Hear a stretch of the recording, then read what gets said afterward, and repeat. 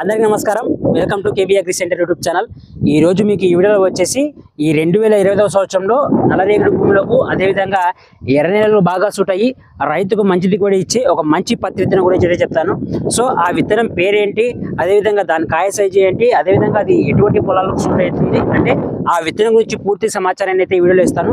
So ఆ విత్తనం పేరు ఏంటి అని చెప్పబోయే ముందు మీలో ఎవరైనా సరే కొత్తగా మన ఛానల్ చూస్తున్నట్లయితే మన KB agri centre YouTube channel subscribe చేసి నన్ను ఎంకరేజ్ చేయవలసింది కోరుతున్నాను. సో ఈ రోజు మీకు ఈ వీడియోలో చెప్పబోయే పత్తి విత్తనం పేరు వచ్చేసి రే. సో ఈ రే అనే పత్తి విత్తనం మనకు ప్రభాత్ సీడ్స్ కంపెనీ వరకు అయితే సంబంధించింది.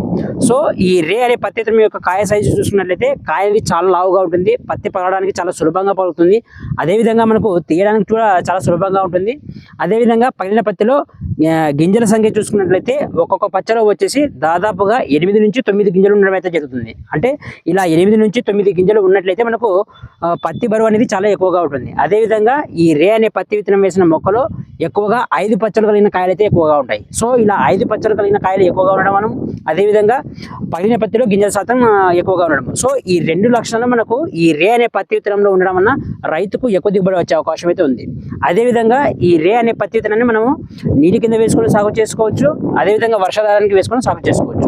ఇక నీటి కింద చూసుకున్నట్లయితే మనకు ఈ రే అనే పత్తి విత్తనము అన్ని రకాల భూములకు సెట్ అవుతుంది. అంటే మనకు నల్లరేగడి భూములు, ఎర్ర నేలలు, సౌడు పొలాలు, ఇసుక పొలాలు, రాళ్ళ పొలాలు ఇలా నీటి కింద వచ్చేసి అన్ని రకాల భూములలోనే వేసుకొని సాగు చేసుకోవచ్చు.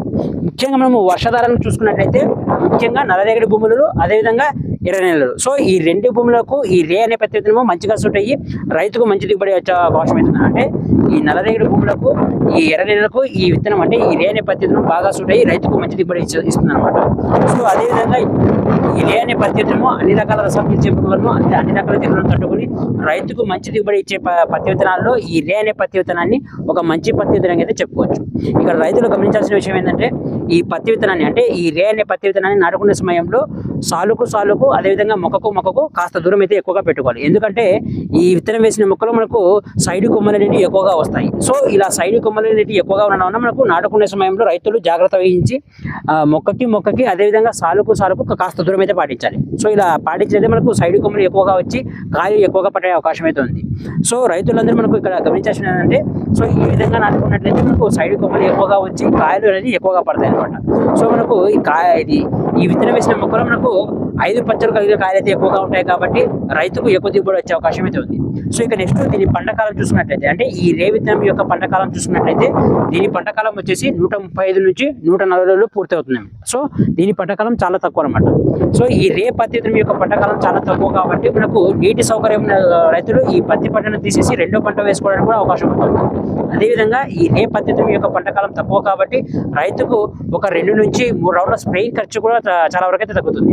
అదేవిధంగా మనకు పత్తిలో వచ్చేసి ప్రధానంగా ఈ గులాబీ రంగు పురుగు సమస్య ఎక్కువగా ఉంటుంది కాబట్టి ఈ రే అనే పత్తి విత్తనం యొక్క పంటకాలం తక్కువ కాబట్టి ఈ గులాబీ రంగు పురుగును కూడా తప్పించుకునే అవకాశం అయితే ఉంది.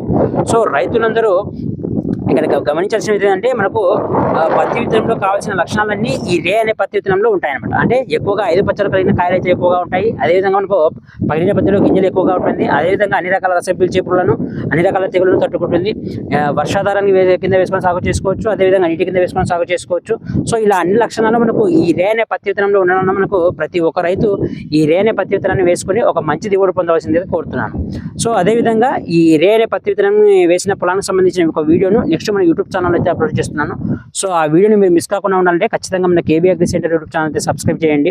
అదేవిధంగా ఈ రోజు మీకు ఈ వీడియోలో రే అనే పత్తి విత్తనం నుంచి పూర్తి సమాచారం ఇచ్చేస్తాను.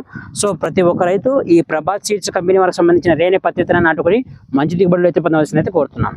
సో ఈ వీడియో మీకు నచ్చినట్లయితే లైక్ చేయండి. సో మీరు లైక్ చేయడం వల్ల వీడియో అనేది ఎక్కువగా రైతులకు రీచ్ అయ్యే అవకాశం అయితే ఉంది. అదేవిధంగా పత్తి పంట వేసే రైతులకు ఈ వీడియోని అయితే ఖచ్చితంగా అయితే షేర్ చేయండి. అదేవిధంగా మన KB agri centre YouTube channel subscribe చేసి నన్ను ఎంకరేజ్ చేయాల్సింది అయితే కోరుతున్నాను. Thank you very much.